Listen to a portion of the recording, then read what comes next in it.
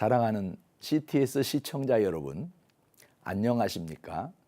예정교회를 섬기고 있는 설동훈 목사입니다.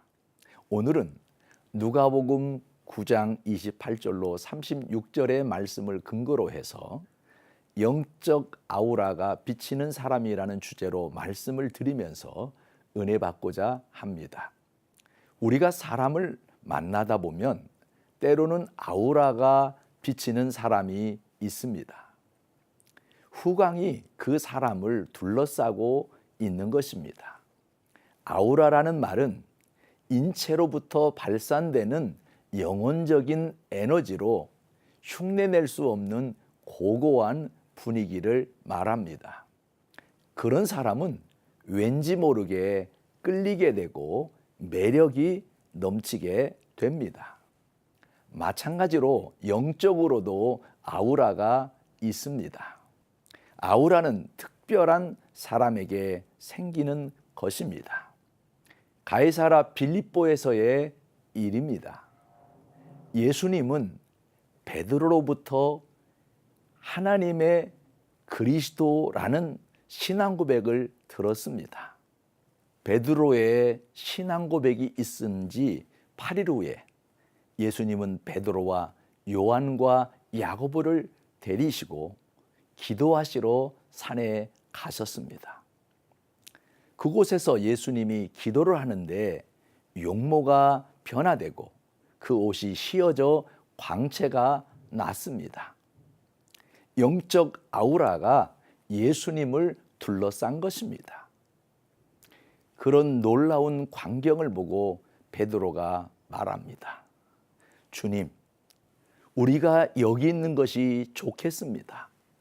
여기다 초막셋을 지어 하나는 주를 위하여, 하나는 모세를 위하여, 하나는 엘리야를 위하여 짓겠습니다라고 말하니까 갑자기 구름이 와서 그들을 덮으며 구름 속에서 소리가 나는데 이는 나의 아들 곧 택함을 받은 자니 너희는 그의 말을 들으라고 소리가 났습니다. 그 소리가 그치고 난 후에 예수님만 보였습니다. 그렇습니다. 신앙생활을 하는 우리는 오직 예수로 만족해야 합니다. 성도들의 심리는 참 이상합니다. 예수님 한 분으로 만족하지를 않습니다. 그래서 유명한 목사가 있다고 하면 쫓아가고 누가 신령하다고 하면 쫓아갑니다. 베드로가 보여준 태도가 바로 그런 것이었습니다. 그 모습이 너무 좋으니까 예수님뿐만 아니라 모세와 엘리야를 위해서도 초막을 짓고자 했습니다. 사랑하는 시청자 여러분, 베드로의 모습을 한번 봅시다. 8일 전만 해도 베드로는 주는 그리스도시요 살아계신 하나님의 아들이시니다라고 엄청난 신앙을 고백했던 사람입니다. 그럼에도 베드로가 실수한 것은 자기 옆에 예수님을 모시고 있으면서도 만족하지 않고 모세와 엘리야도 덧붙여졌으면 더 좋겠다고 생각한 것이었습니다. 이것이 우리 인간의 모습입니다. 가지면 더 가지려고 하고 자족함이 없습니다.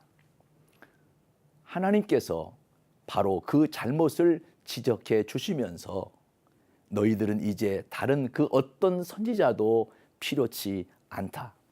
내가 보낸 예수를 잘 믿고 순종하면 그것으로 충분하다는 것을 말씀해 주신 것입니다. 그러나 요즘 세상은 어디 그렇습니까? 주일에는 예수님만 있으면 될 것 같은데 주중에는 예수님으로는 안 되고 술도 있어야 될 것 같고 돈도 있어야 될 것 같고 그렇습니다. 예수님만 믿는 것보다 석가모니도 존경하고 마호메트도 존경하고 다른 종교도 다 존경해야 할 것 같은 착각에 빠지기도 합니다. 다원주의 시대가 되어버린 것입니다. 틀린 것이 아니라 다름을 인정하는 시대가 되다 보니 종교 다원주의도 함께 정착하게 된 것입니다. 그러나 선택은 정확하게 해야 합니다. 나의 선택이 내 일생을 움직이기 때문입니다. 우리는 예수님 한 분으로 만족해야 합니다. 남편이 있는데 다른 남자에게 마음을 주는 것은 결국 자신이 불행해질 뿐입니다. 죽어 마땅한 나를 위해 십자가에서 못 박히심으로 내 죄를 청산해 주시고 나를 구원해 주신 예수님과 함께하는 것이 최고의 축복임을 알아야 합니다. 그러므로 하나님 한 분으로 만족하는 저와 여러분이 되시기를 바랍니다.